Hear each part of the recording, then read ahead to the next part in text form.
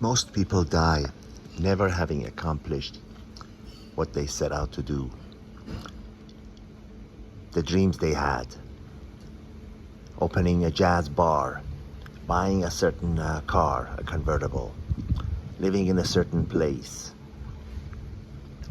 visiting a certain number of countries or a particular place, Most people talk about these things. Yeah, one day I want to do this, one day I want to do that, but they never end up doing it because they're not serious and they're not willing to pay the price. Most people end up living average lives, and this has nothing to do with the level of income. I think I've talked about this before, where a lady at a retirement a place for the very wealthy, how she had listened to all these people who were at the end of their lives looking back, and they realized how much the need for money and the life that they had created forced them to do jobs, works that they didn't really love but paid the bills. So it has nothing to do with your level of income. What I'm saying applies to people in all income categories.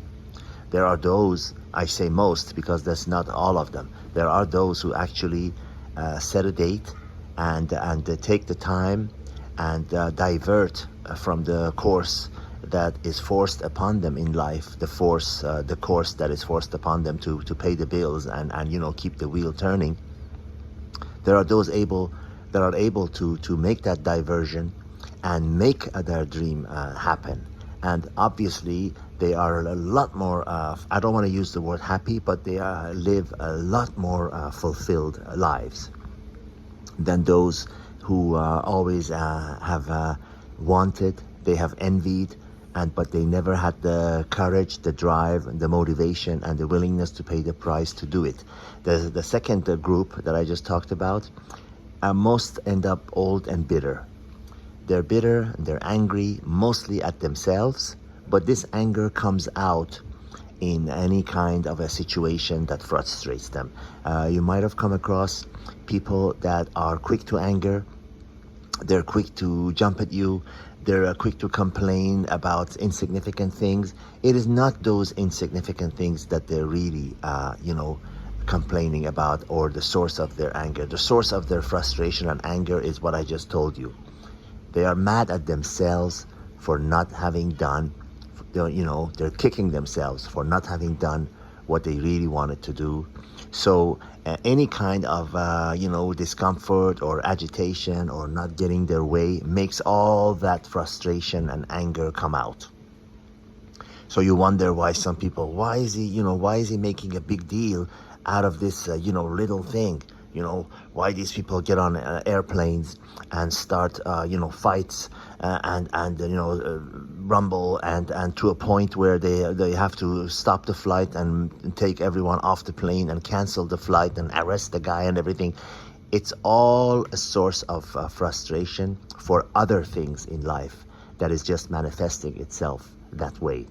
It's not because someone, is angry because they got a bad seat on a plane, or because their coffee order is wrong, or because the barber cut their hair too short and they overreact. I'm talking about those who overreact and go out of their way. I don't know if you've ever been in a situation where you are witnessing an altercation and witnessing someone complaining really heavily and really angry, about something that it's not worth, getting that angry about.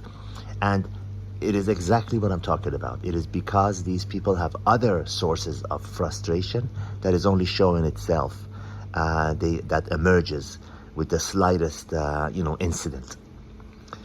That's just a symptom.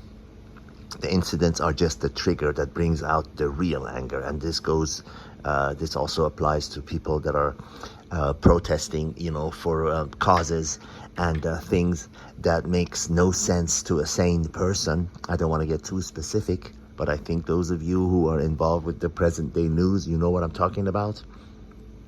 People that are, complaining about things that an average sane person would say, what's the big deal, but to them, they're really angry to the point that they will go out and protest and break windows and whatever. It is other frustrations that is forcing them to do that. They're angry at the world. They're angry really at themselves. So they are, as a result, angry at the world, and they are blaming others for their own shortcomings, basically. That's what it boils down to. But back to the point of this video, is what I want to get across is that there are two kinds of people in terms of leading a life. Those who are able to make their dream come true in terms of taking the steps at least to try. You know, to use a very, very rudimentary, very average example is having the courage to ask a woman that you find attractive out, okay? Regardless of whether she says yes or no, the answer is positive for you. And I tell you why. If she says yes, okay, you go out with her, maybe you like her, maybe you don't, that's fine. If she says no, you have that deep satisfaction that you tried. At least now you know the answer. You're not gonna go to your grave not knowing. And the same thing is for opening a business, opening that jazz cafe, buying that car that you thought was gonna, you know, make you happy, driving that convertible that you always wanted, buying that suit, visiting that particular place. It doesn't matter, whatever it is, getting married and having a family, whatever it is. If you try it, then you know, okay, good, you have that deep satisfaction. You know, I've always wanted to do that, I've done it. And there are others who I highly discourage, who never take the steps, never have the drive, the courage, and the motivation to do it. So as a result, they end up bitter and angry. Most unpleasant group of people to be around. And to use an old cliche, don't be that guy. Don't be that guy. I hope this has made sense to you, and I hope this resonates with you, and you can relate to what I'm saying. I am just trying to impart what I've learned from those who have accomplished, and especially from those who haven't.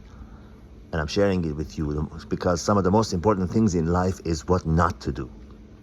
All the best.